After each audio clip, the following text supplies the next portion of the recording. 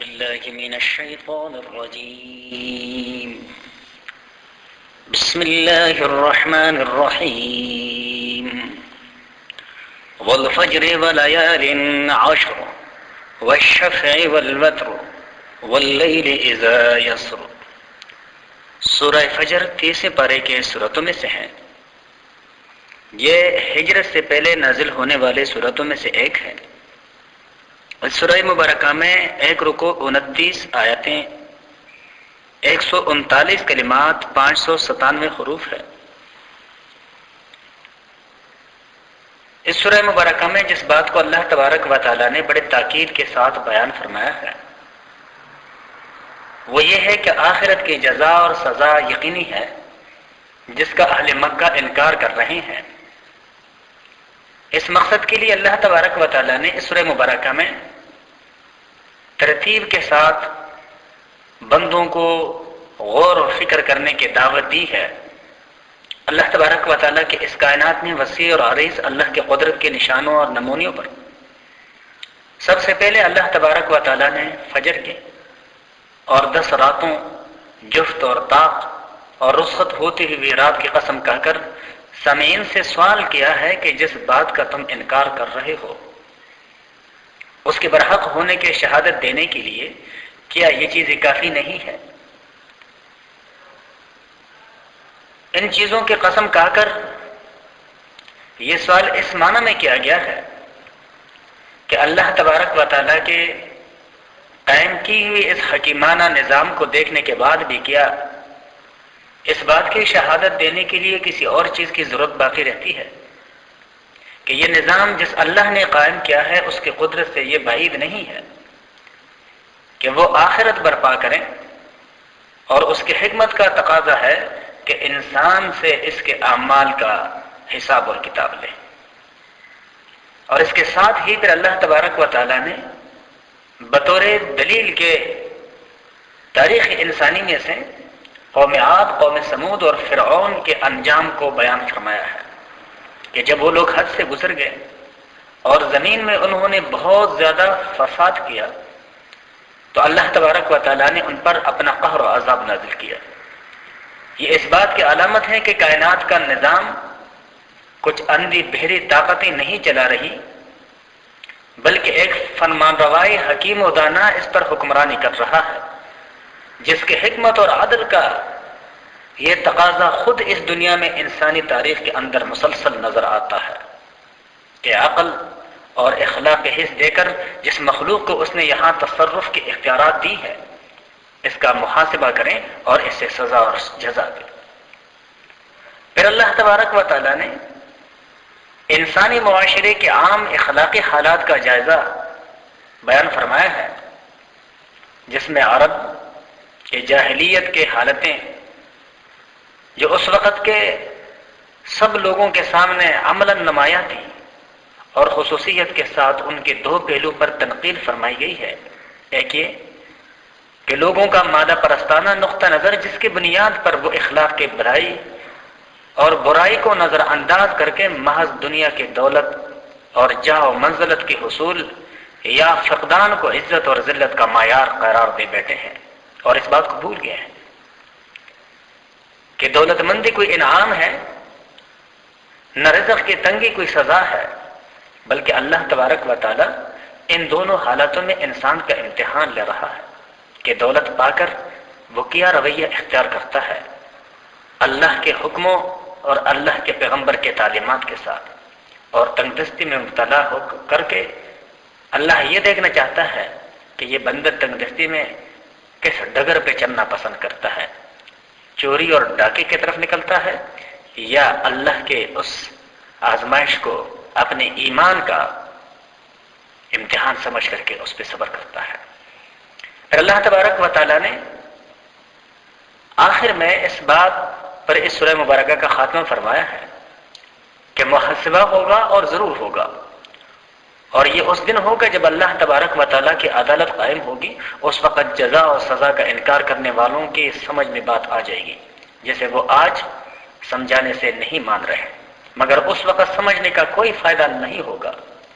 منکر انسان ہاتھ ملتے رہ جائیں گے کہ کاش ہم دنیا میں اس دن کے لیے کوئی سامان مہیا کر چکے ہوتے، لیکن ان کی یہ ندامت ان کے لیے اللہ کے سزا سے بچاؤ کا ذریعہ اور سامان نہیں بن سکے گا۔ جن لوگوں نے دنیا میں پورے اطمینان قلب کے ساتھ اس حق کو قبول کر لیا،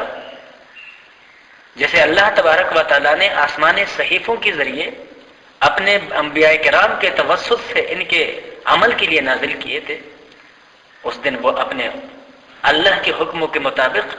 گزارے ہوئے زندگی سے راضی ہوں گے اور خوش ہوں گے، اور جو کچھ اللہ تبارک و تعالیٰ ان کو ان کے نیک اعمالیوں کے بدلے میں اجر دے گا وہ اس پہ راضی ہو جائیں گے۔ ارشاد باری تعالیٰ ہے، بسم اللہ الرحمن الرحیم، شروع اللہ کے نام سے جو بے حد مہربان نہایت رحم کرنے والا ہے۔ والفجر، قسم ہے فجر کی۔ اللہ تبارک و تعالیٰ نے فجر کی قسم اس لیے کہی ہے کہ فجر کا جو وقت ہے یہ بذات خود ایک انقلابی نوید ہے انسانوں کی زندگی میں، کہ فجر کے طلوع ہونے کے ساتھ ہی رات کے اندھیرے چھٹ جاتے ہیں اور دن کی روشنی پھیلنا شروع ہو جاتی ہے۔ انسان اگر اس کے پس منظر پہ غور کرے تو بآسانی اس نتیجے پہ پہنچ سکتا ہے کہ کوئی تو ہے جو اس کائنات کا نظام چلا رہا ہے، وہی خدا ہے۔ وَلَيَالٍ عَشْرٍ، اور 10 راتوں کی قسم۔ مفسرین فرماتے ہیں، احادیث میں آتا ہے کہ ان 10 راتوں سے ذی الحج کے ابتدائی 10 دن کی راتیں مراد ہے، اس لیے کہ ذی الحج کے ابتدائی 10 دن کی جو راتیں ہیں جو ایام الحج کہلاتے ہیں، جن میں حج کیا جاتا ہے، ان میں عام بندوں کے عبادات اللہ تبارک و تعالیٰ کو بے حد پسند ہے، اور اللہ تبارک و تعالیٰ کے ہاں ان راتوں میں خصوصیت کے ساتھ کی ہوئی اچھے اعمال کو قدر کی نگاہ سے دیکھا جاتا ہے۔ وَالشَّفْعِ وَالْوَتْرِ، جفت اور طاق کی قسم۔ تو جفت اور طاق سے مراد خود انسان بھی ہے، اس لیے کہ انسان اپنے جنس کے لحاظ سے جفت بھی ہے اور طاق بھی ہے، اور اس سے مراد دن اور رات بھی لیا جا سکتا ہے۔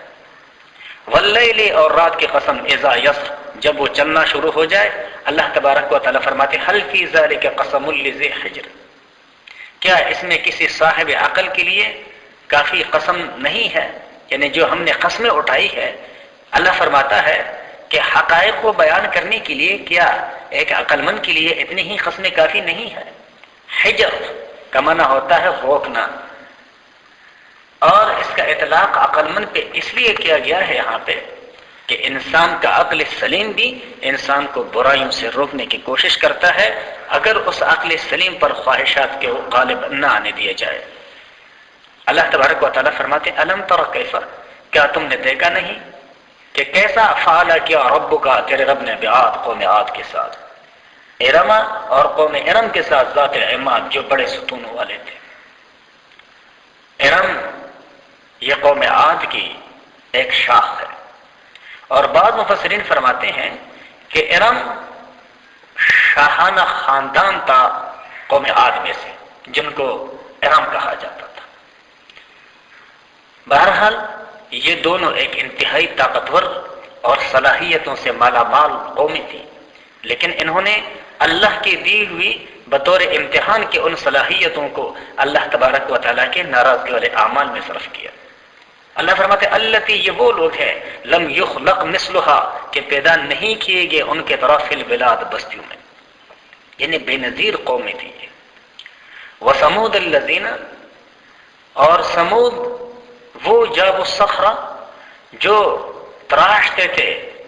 چٹانوں کو، بالواد، میدانوں میں، رہائش کی غرض سے۔ وفرعون ذی الاوتاد، اور فرعون میخوں والے کے ساتھ ہم نے کیا گیا۔ فرعون کو صاحب اوتاد، میخوں والے اس لیے کہا گیا ہے، مفسرین فرماتے ہیں کہ اس سے یا تو اس کی مضبوط حکومت کی طرف اشارہ ہے کہ جس کے بارے میں اس کا خیال تھا کہ یہ میرے خاندانی حکومت ہے، اور یہ فراعنہ برادری کا ایک فرد تھا جن کا عرصہ دراز سے مصر پر حکومت مسلسل چلا آ رہا تھا، اور کوئی ان کے ساتھ چھیڑ چھاڑ کرنے کی جرت نہیں کر سکتا تھا۔ تو اللہ تبارک و تعالیٰ فرماتے ہیں کہ کیا تم نے فرعون مضبوط حکومت رکھنے والے کا انجام نہیں دیکھا، اس پہ غور نہیں کیا؟